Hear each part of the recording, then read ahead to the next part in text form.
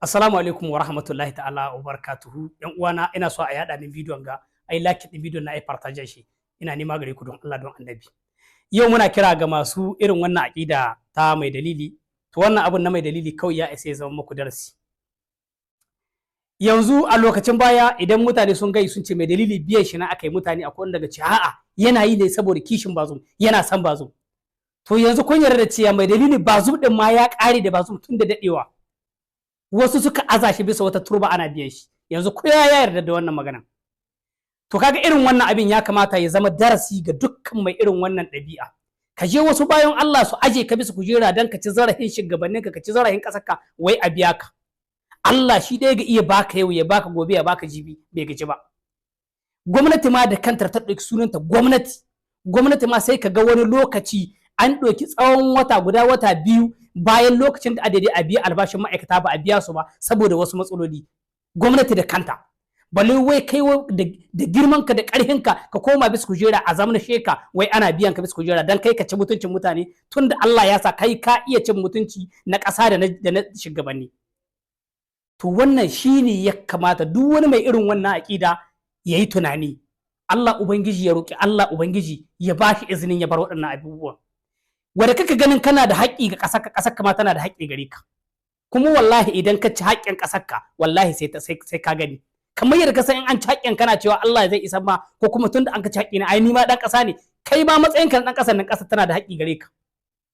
Kuma kai ma in ka ci nata ai ba yahi maka za ta yi ba. To haka ne kamata dinu tudan abinda duk kai za a yi maka shi insha Allah.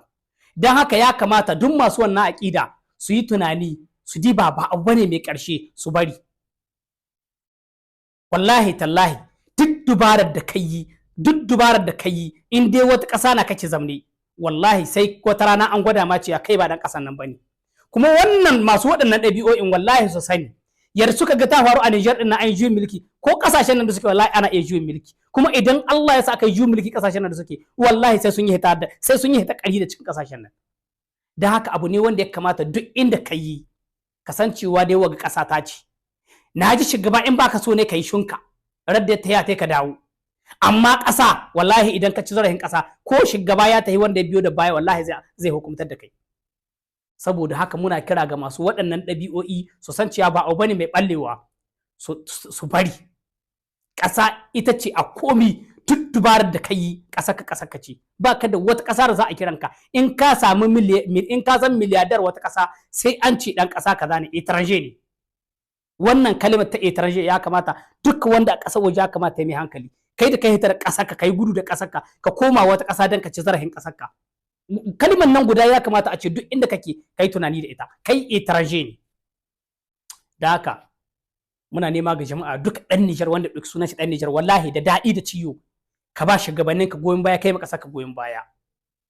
Shugabannin nan kana so baka so baka isa ka sabke su ba. Sai dai Allah dai azar shi zai iya sauke su. Da haka mi ga hana kai masa goyon baya. Tun da yau dai in sun ci nasara duk nasarar da suka ci wallahi Niger ta suka ci ma wannan nasarar.